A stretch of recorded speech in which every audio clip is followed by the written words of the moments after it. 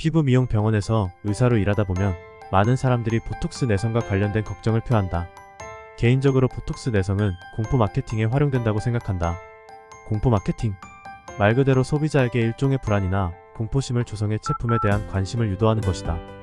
근거는 논문에서 찾아볼 것이다. 논문을 보기에 앞서 우선 보톡스 내성에 대해 짚고 넘어가자. 보톡스 내성을 우려할 정도라면 보톡스에 대해 이미 어느 정도 알고 있을 것이다. 보톡스는 마비독이다. 마비독, 즉 독이다 보니 정기적으로 많은 용량을 맞다 보면 내성이 생길 수 있다. 하지만 내성은 별게 아니다. 보톡스, 마비독에 대한 항체가 생겨 효과가 덜하거나 없어지는 것이다. 따라서 사람들은 일반 보톡스보다 내성이 나타나는 비율이 적다고 알려진 저분자량 수입 보톡스를 찾는다. 그렇다면 저분자량 보톡스가 내성이 적은 원리는 무엇일까? 보톡스는 활성독소 그리고 비활성독소 같은 복합 단백질로 구성된다. 여기서 복합 단백질은 면역 반응 및 내성에 영향을 줄 수 있다. 고로 이 비활성 복합 단백질을 제거한 저분자량 보톡스는 일반 보톡스에 비해 내성이 덜 나타날 수 있다. 하지만 시술을 받는 환자 입장에서 문제는 가격이다. 제오민 같은 수입 보톡스는 한두 부위만 맞아도 적게는 몇만원, 여러 부위를 맞으면 20만원에서 30만원까지도 차이가 날 수 있다. 과연 그 정도 차이를 감수할 의미가 있을까? 그렇다면 논문에서 대답을 찾아보자. 가장 먼저 보톡스의 항원성에 대한 논문이다. 해당 논문은 2000년부터 2020년까지 8,833명의 환자를 포함한 43개의 연구를 메타 분석한 논문이다. 1988년 이전에 사용하던 보톡스는 항원성, 내성 가능성이 더 높았다. 따라서 이 논문은 현재 2000년대에 사용하는 보톡스 제제를 주로 평가했다. 이때 보톡스 제제의 내성 가능성은 중화항체 검사를 통해 판단했다. 이 연구는 미용적 목적의 시술만이 아니라 디스토니아 근육긴장 이상증, 비뇨기적 환자, 경직 안검 경련, 다한증 등 다른 시술 또한 포함하여 진행하였다. 그 결과 전체 환자의 1.8%에서 중화항체가 발견이 됐다. 디스토니아 환자 7.4%, 비뇨기 환자 6.2%, 경직 환자 6.7%, 안검 경련 5.4%였다.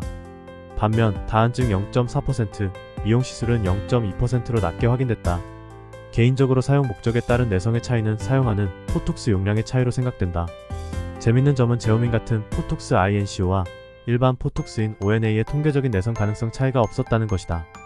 참고로 보톡스 ABO가 내성률이 가장 제일 높게 나왔는데 이는 한국에 없는 유럽에서 많이 쓰는 보톡스다. 또 재밌던 점은 용량, 짧은 간격보다는 보톡스 사용 기간이 내성에 대해 통계적으로 더 유의미했다는 점이다. 즉 많은 용량, 자주 맞는 것보다 보톡스를 오래 맞는 것이 내성 가능성에 더 의미가 있다는 것이다. 물론 저자도 기간이 지남에 따라 효과를 내기 위해 점점 더 많은 용량을 맞아 그랬을 가능성이 크다 설명한다. 결론을 내보자면 하나, 애초에 미용 목적의 시술은 0.2에서 0.3%로 내성 가능성이 낮았다.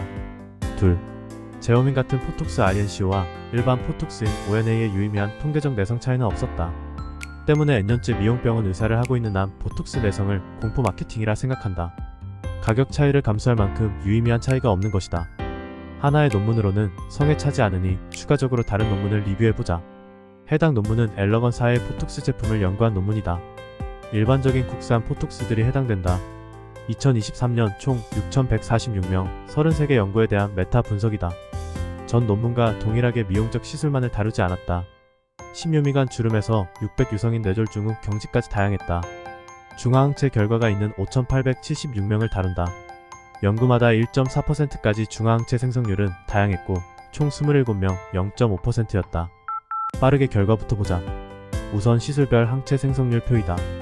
위 표에서도 근긴장 이상증 1.3%, 신경성 배뇨 과다 1.4%, 소아하반신 경직 1.0%로 나타난다. 사용 용량이 많아 그런 것으로 예상된다.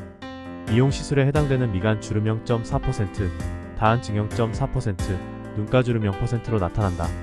턱, 침샘 등 다른 보톡스 시술도 비슷하게 낮을 것으로 예상된다.